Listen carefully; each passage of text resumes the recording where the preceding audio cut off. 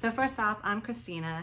I am wanting to give back and give information about what it was like to go through being diagnosed with acoustic neuroma, what symptoms I had. I have a video. I'll probably put a link up. I'll try to put it up here or at the end of the video. I'm not really sure yet. I'm still learning YouTube. I'm still learning how to make videos.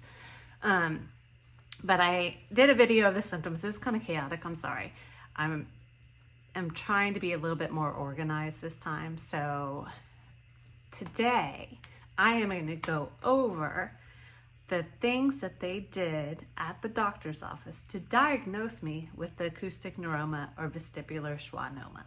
What you would expect to have done, what tests, what procedures, what examinations, and what it was like to go through those procedures and examinations.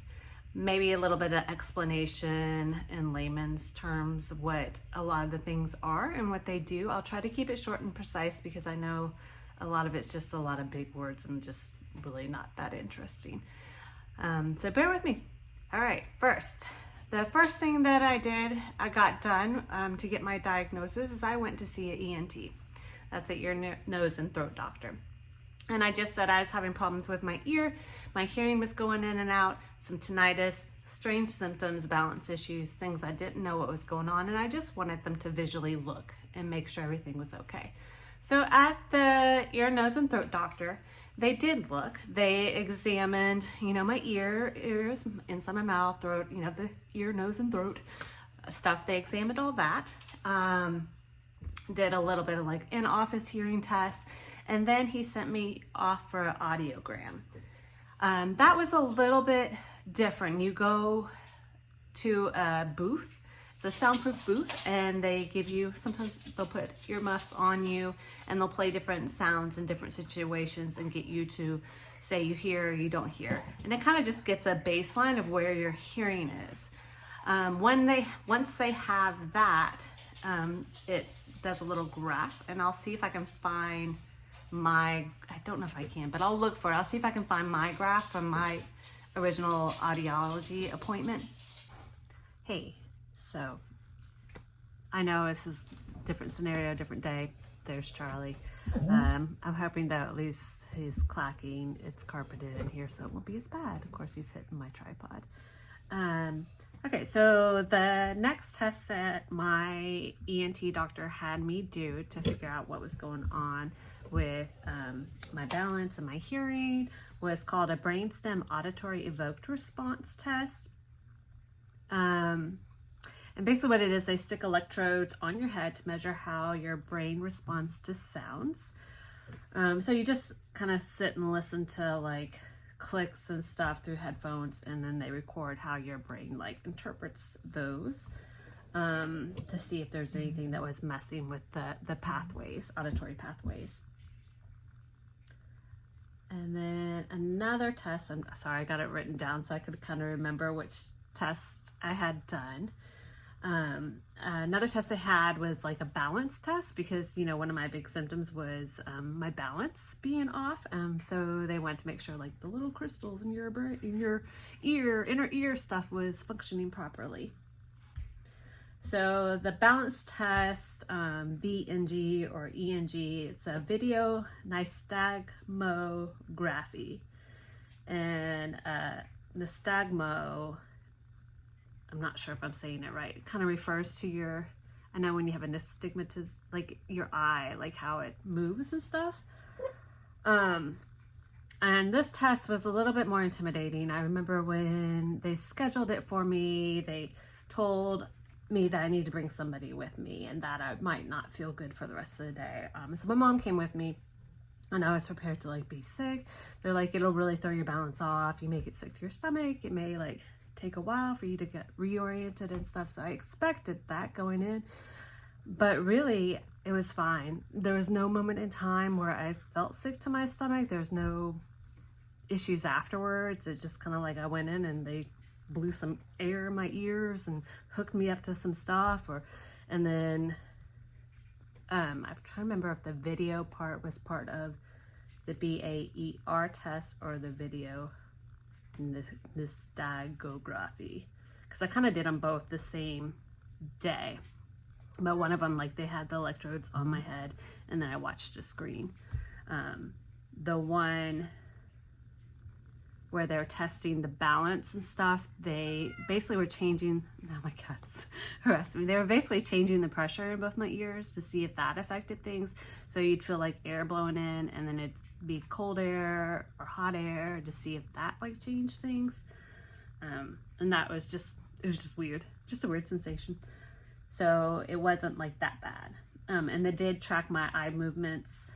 Oh, that was the video. The nystagmography was, they were checking my eye movements too. So that was this part of the same test, I guess. So the video nystagmography, I'll put the word up. I'll try to remember to put the word up. VNG. That was the one where they put different sounds, different pressures, cold, different temperatures in my ear. And it also was the one where I had to watch videos and see different lights while I had electrodes attached to see how my brain reacted to those things. It wasn't really, I mean, I think some people might have an issue if they have balance issues. I'm kind of weird. I had these symptoms from the tumor. Obviously, we find out later, but normally people who have a tumor like this or have some inner ear issue will be kind of sensitive to motion. Like they'll get car sickness easily. Lights and videos might bother them easily, or they'll get headaches a lot.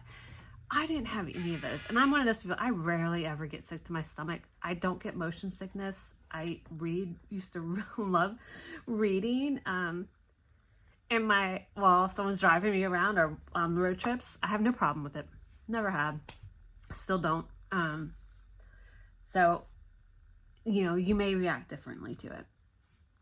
I just don't want you to be afraid. It's not totally a horrible test. It's just kind of intimidating going in there and getting it done. And plus it's scary not knowing what's going on.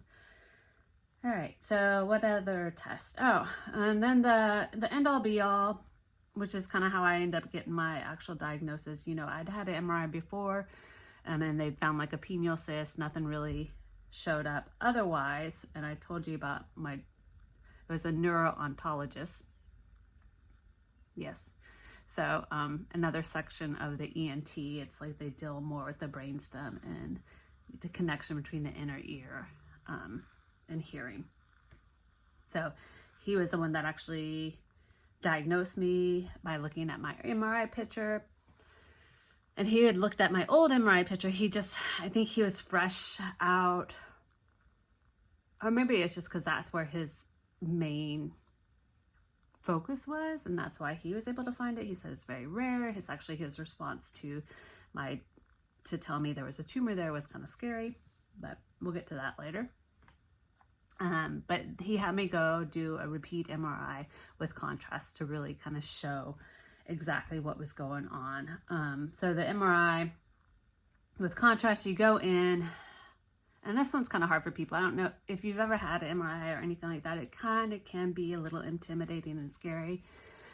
With the contrast, they do put an IV in, and then they put a liquid into your veins that has contrast in it, and it's supposed to show up different areas of your brain as that circulates through your system. So when you go in, you get your IV put in. You have to make sure you have no metal on you because there's that magnetic resonancy imaging. And then you go into, you lay down on the stretcher that goes through the MRI, which is this big tubular thing. Just to forewarn you, I get claustrophobic. Not like horribly claustrophobic, but just a little bit. Like if I feel like I can't move or I'm stuck, I do panic a bit. I do have like a history of anxiety, so I very much am schooled in like meditating and breathing and trying to relax myself and bring myself to another place. Deep breaths, all that. I like talk myself through it. I put myself into a nice little like kind of trance and can deal with it. Let me tell you this. what is very helpful, what I found helpful going through the MRI, is ask, if they don't offer it to you, ask your nurse to put a washcloth over your eyes. Because you do not want to be tempted to open your eyes and see them put a cage over your head and neck to hold it in place, because that is very claustrophobia inducing. So I highly recommend, if they offer you earbuds to listen to music, take them. I think where I got my MRI, they actually played, I got a choice of what kind of sounds I wanted playing over their little speakers in the MRI thing. And so I had like ocean sounds or something relaxing. So when they offer you a washcloth or anything, or even if they don't, just ask them, say, hey, do you have an eye mask or something I can put over my eyes? If they offer you, I have crystals in my window and I'm sitting in front of it, so the sunshine's shining, crystal lights on me. So if they offer you also earplugs so you don't have to hear the noises, take those as well. And just put the cloth on, put the earplugs in, relax, just think of it as your chance to take a nap and relax for the day. Because it'll be too stressful for you to look at it, to hear it, and that is just a nice way to kind of just relax your body and get through it and not have it be like a traumatic experience or anything like that. Nothing bad's going to happen to you. You're not going to get hurt. The worst thing is it's just loud and irritating. So just try to relax and kind of take a nap in it. That's the best advice I can give for that. Trying to think of any other tests. The other test they had me do is an in-office test, which is probably just like a simple nursing assessment. I'm sure if I rack the recess of my brain, I can remember what it tested for and what nerves it tested for and how to do it and all that. But just off the top of my head, I basically was asked to stand and then close my eyes and then march my feet up and down in place, just to stay in place and just march up and down. I think I did it for maybe 30 seconds and then open my eyes. And when I did that, I think it measures your I can't say the word, your body's acknowledgement of its place in space. And so normally, if you close your eyes and you march in place, you're not moving. You're just lifting your legs up and down in your one spot. So when this is when I knew something was really messed up. So I close my eyes, I start marching in place. It's like 30 seconds maybe. He's like, okay, we're done. Open your eyes. I started out facing like this. I was like this when I was done. I was like, how did that happen? How did that happen? Now, don't go and try that on your own and be like, oh my God, I moved a different way. Because I'm sure like things like colds or sinus infection or whatever could like affect that too. So don't like just make yourself diagnose yourself with like doing that. Because I did get home and like test my kids and did that with my kids and they kind of were off a little bit too. But for me, it was like pretty dramatic. So yeah, that was a little bit shocking, to say the least. So, you know, those are the main tests. I'm going to see if I can go through some of my medical records and see if I can get the images of my audiogram. It was pretty obvious that there was something like hearing loss on my left side. And then when I had the results of the brainstem auditory evoked response and the other one, what was it? The video nystagography, the VNG. The results of those did show that there was like some kind of blockage affecting the pathway. So at the time, I told you, I think I said that like before I went to, because the MRI with contrast was the last thing that I had done. So in the beginning, when we were trying to figure out what it was going on, that's when I got the diagnosis of Meniere's. Was from those tests. So just know that those tests diagnose for other things too. It's just showing that there's an interruption in the pathway. It's not showing what that interruption is. So just be aware of that. if you have any questions, please like put them in the comments and I will try to answer them. Or if you have anything that's specific like to your experience and maybe I can like give some insight to, like feel free to put a comment down. I know I don't have very many people following right now, but like I'm hoping to get better at making these videos and be a little bit more helpful to you, but just let me know how I can help and what I can answer for you. And have a good day. Love you. Bye. Hey guys, welcome back to my channel. This is Charlie. Go lay down. He likes to whine. He doesn't like it when I talk to anybody else. But I'm talking to you right now, and I can't talk to him all day. Apparently he thinks I must. Charlie, come here. Come here. What is the problem? These are the sounds I hear all day that drive me nuts.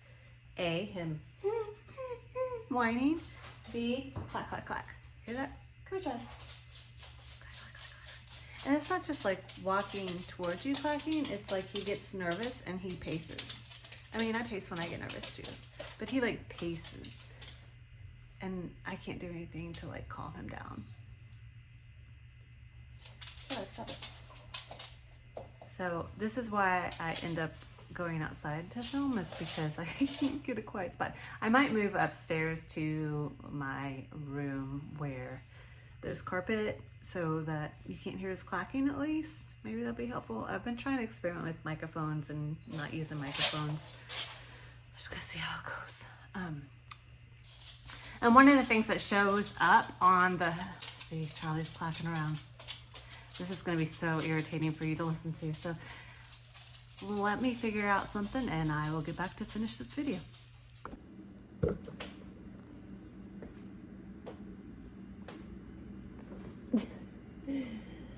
Oh, baby boo. Hey, I'm back. This is test.